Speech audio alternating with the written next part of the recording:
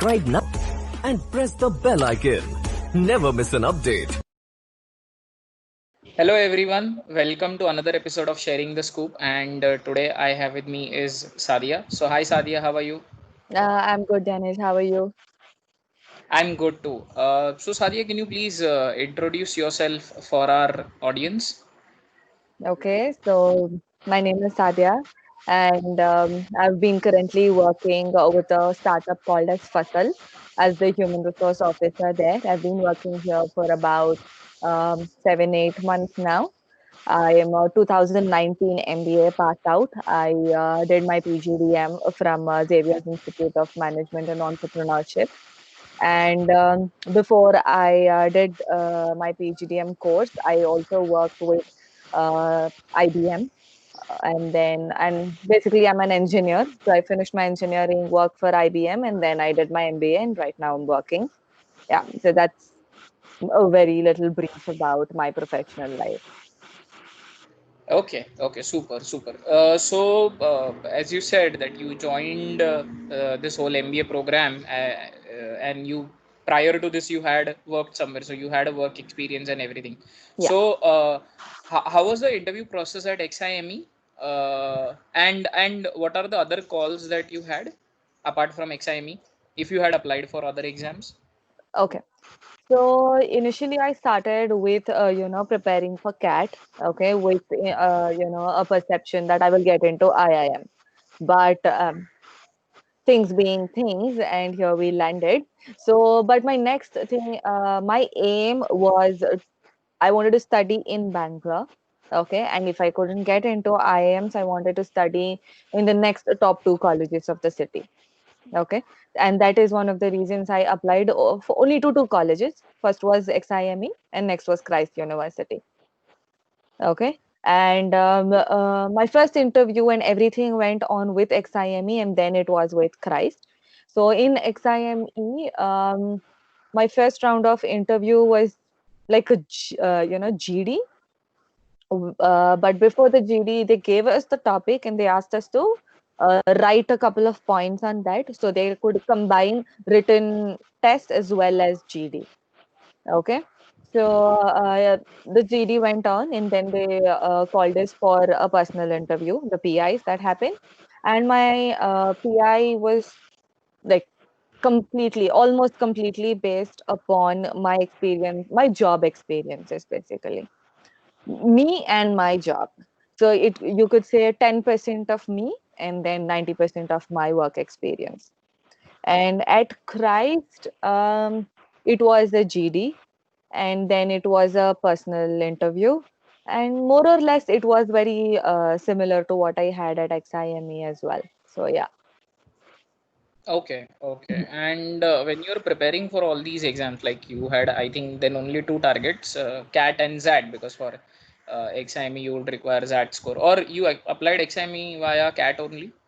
No, I applied it through MAT. XIME also accepts MAT Acha. when we were applying so I wrote CAT and MAT. Okay. And while preparing for all these exams, how you used to manage? Because you said that you had a, work experience, so clearly you were working. And Yeah. how you used to manage your day, how much you used to study? Can you give us a little more insights on that? How a working candidate ideally should approach this? Okay. So I think my story is a little very different because when people generally prepare for jobs, I mean, prepare for exams while doing a job, they take up courses, they go out, they have an institute to go to, they have dedicated time, everything. I didn't do any of it, truly speaking. So I worked in a service-based company, and our client was an Australian client. So I had to work in Australian hours. Okay, which is about 2:30 a.m. to 11:30 a.m. So you can imagine I used to work the complete night, and my timetable was completely the reverse of what a normal human being has. Okay, but I always, I never took up any formal coaching for it. I had a book. I purchased a couple of books with previous question papers and everything. I'm a person who's weak in maths. Okay. And I hate maths as well. And when it comes to all You are these an topics, engineer. I am an engineer, and I mean, it's very clear why I wanted to quit that field completely. It was too obvious. So, because of that, I wanted to take my basics also well. No, I wanted to be clear on the basics as well. So, I just went about it, and I used to work I used to work and I used to study. I used to carry my studies to work. So, when I was free at work, I used to study, and then I used to work as well. So that is how I studied and prepared for the exam. Okay, this is very interesting actually. But even though you said that you didn't follow any standard process or any of that, but the good point that I can see out of this whole process is that even if you, I mean, even if you were working, you used to carry your books, and whenever you had free time, you used to just, start studying Yeah. whatever little you could squeeze out from that. So that's takes dedication. So that's great actually. And then when you got a call from XIME, uh, how happy were you? And finally, then the other part as well, when you converted XIME, that chalo, you are in the city and you are going to the top college of that city. So absolutely, how Um, are those feelings? okay, so when I got the invitation from XIME, I was like, okay, that's a progress. I wasn't happy about it or anything, but then okay, I thought it's at least a step ahead, a step closer to what I wanted. And I very well remember the acceptance email from XIME. I received it in the middle of the night. So as I said, I was working. So I woke up to go to work at around 1 o'clock, and then that's when I saw the email, and I didn't want to go to work after that because I mean, yeah, it doesn't make any sense anymore. So, but then I had to go. So yeah, it definitely was very good news to get, and I was really happy. So yeah. Amazing, amazing. Can you give us a couple of insights about XIME, which only a student knows? Okay. All right. Um, okay. So people who study in XIME, just like any other college you study in, nobody values their own college. Once you join, you just start picking things, bad things out of the college. Let it be from the infrastructure to the professors to your placements to all sorts of things. Okay. But one thing which is, really good, one thing that really motivated me to join XIME was the acceptance procedure, where, your gender or your caste, creed, the reservation, nothing comes into play. Like even if you join IM, you have reservations, but that's not what I'm not comparing IM to XIME at all at any cost, but still. Yeah. So yeah, but then that's something very motivating, and they make sure that there are at least 50% women in every batch. So that's something I look forward to, and our batch actually had 50-51% women in the entire batch.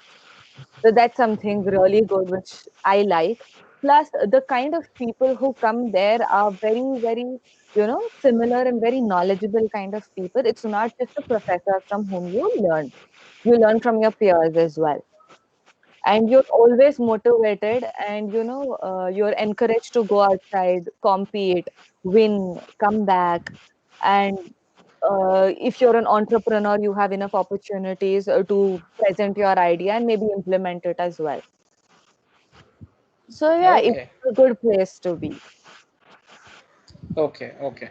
And is there any specific reason why you wanted to go for this particular college? I know that it's a best college of the city, but still it's an entrepreneurship college, as you mentioned, XIME.